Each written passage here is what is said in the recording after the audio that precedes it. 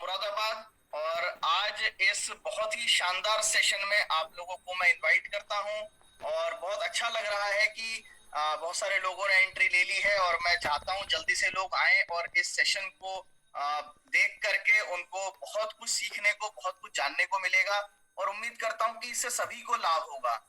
आज जिस टॉपिक के ऊपर हम चर्चा करने जा रहे हैं, it is a very common complication, very common disease condition, जो कि बहुत यंग एज में लड़कियों को या लेडीज को किसी भी एज में ये चीज प्रॉब्लम हमें सफर करती है।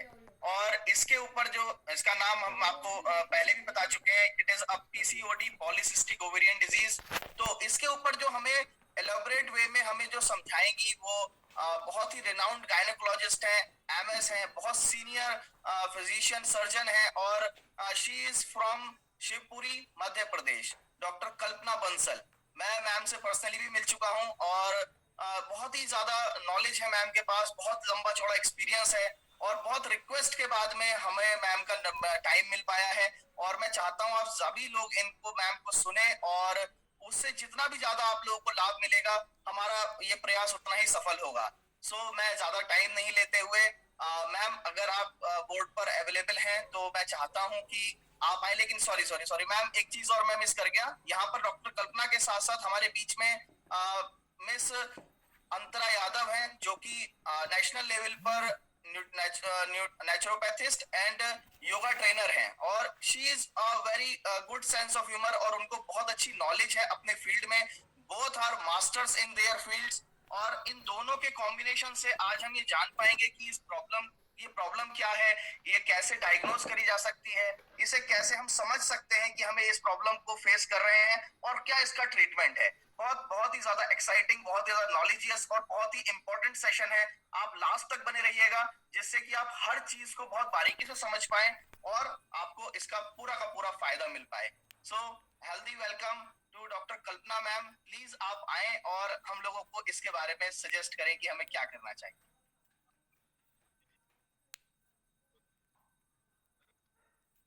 Thank you, Dr. Anshuman, for such nice introduction. Good evening, everyone. आज हम लोग एक बहुत ही कॉमन प्रॉब्लम पे डिस्कशन के लिए यहाँ पे हैं। डिस्कशन मैं इसलिए कह रही हूँ क्योंकि ये एक ओपन फोरम है, आप लोग अपने क्वेश्चंस भी पुट कर सकते हैं प्रेजेंटेशन के बाद में। तो डॉक्टर अंशुमन आप यस मैम। मैम सबसे पहले तो मैं आपसे यही जानना चाहूंगा, वेलकम टू मैम, वेलकम। आप हमारे कहने पर आपने अपना कीमती समय दिया, और मैं बहुत थैंकफुल हूँ अपनी तरफ से और हम सभी लोगों की तरफ से जो आज आपको सुनने के लिए इकट्ठा हुए हैं। तो thank you so much ma'am.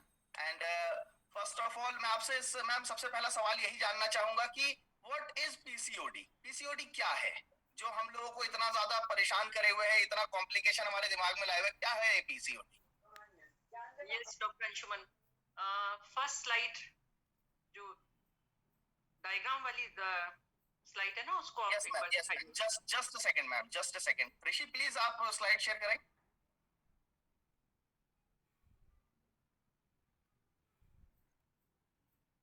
No no, not this one, जो यूट्रस ओके वाली। Ma'am, yeah just a second ma'am. Yeah yes,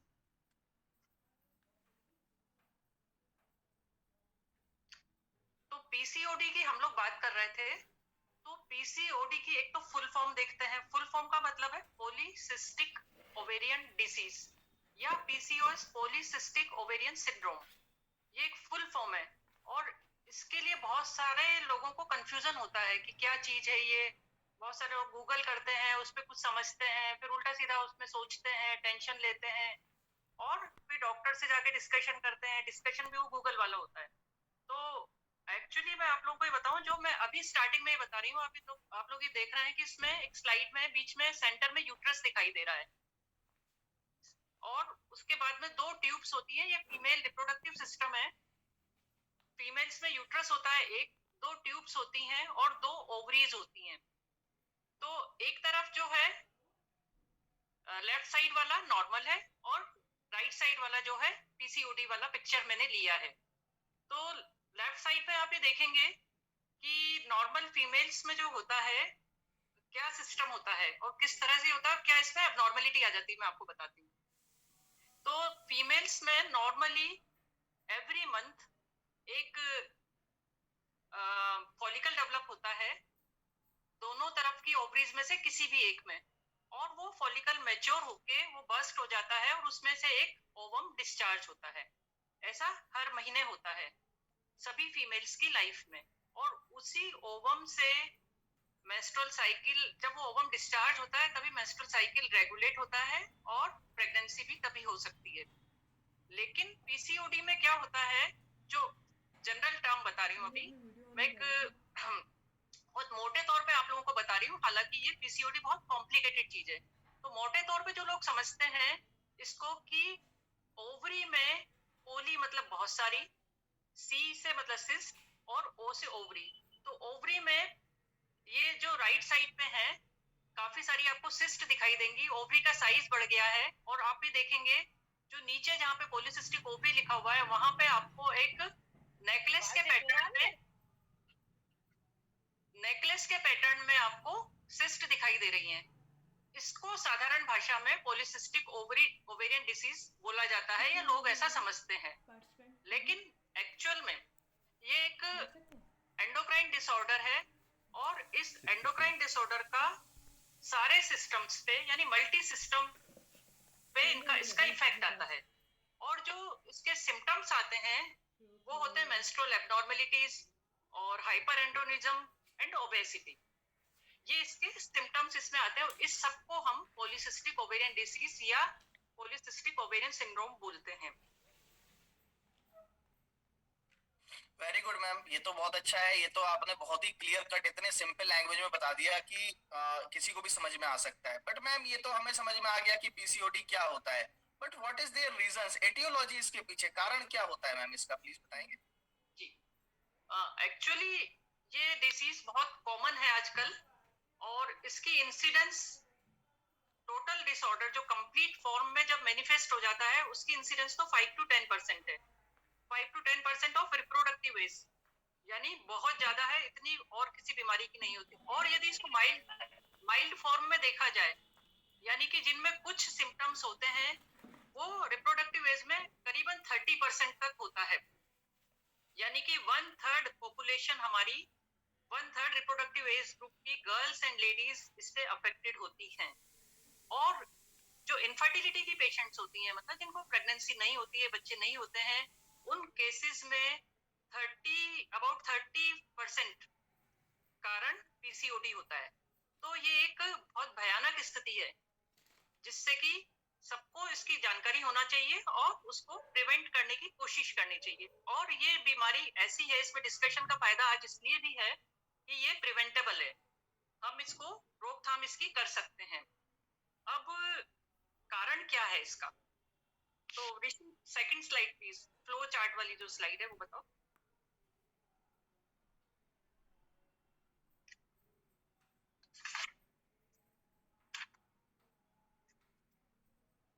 yes, मैंने ये फ्लो चार्ट इसलिए प्रेजेंट किया है कि मैं थोड़ा सा आप लोगों को कुछ समझा पाऊं, आप लोगों को कुछ टेक होम मैसेज आपको मिले।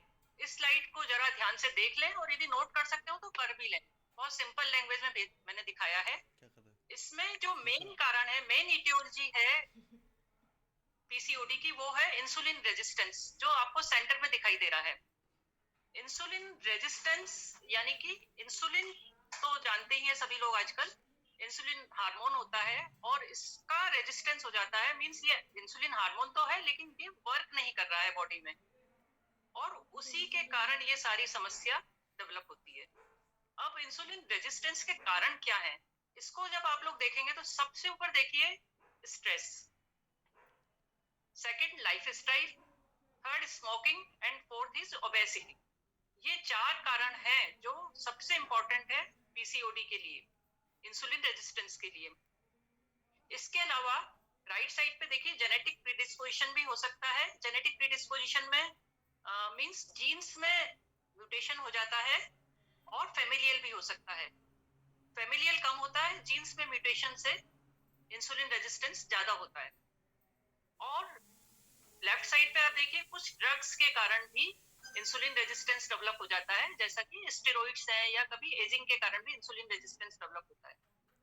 तो ये इसके कारण है और इसी से सारी समस्या डेवलप होती है। अब इंसुलिन रेजिस्टेंस यदि हो गया तो बॉडी में क्या होगा कि इंसुलिन सिक्रीट हो रहा है लेकिन उसका इफेक्ट नहीं हो रहा, तो हमारी बॉडी में कंट्रोल मैकेनिज्म स्टार्ट हो जाते हैं और इंसुलिन और ज्यादा सिक्रीट होने लगता है, इंसुलिन बॉडी में और ज्यादा बनने लगता है और आने लगता है।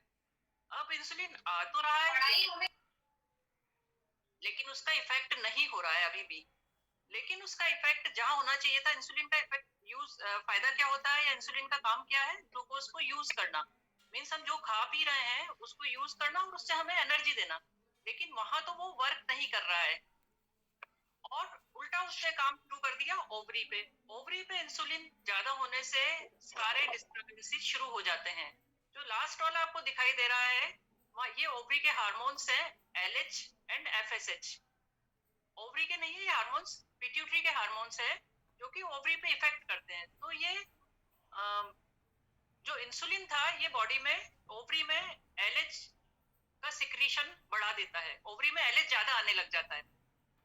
ओवरी में जब LH ज्यादा आता है तो LH और FSH का रेशो चेंज हो जाता है और इससे क्या होता है, इससे जो ओव्यूलेशन होने वाला था, जो हमने फर्स्ट स्लाइड में देखा था कि जो एक अंडा डिस्चार्ज होता है एवरी मंथ फॉलिकल बर्स्ट होके, वो अंडा डिस्चार्ज नहीं हो पाता और वो फॉलिकल का डेवलपमेंट नहीं हो पाता पूरा, और फॉलिकल वहीं पे छोटे छोटे ही बन के रह जाते हैं और वो फॉलिकल्स इकट्ठे होते जाते हैं, फॉलिकल्स इकट्ठे हो जाते हैं तो वो एक सिस्ट की तरह दिखाई देने लग जाती है।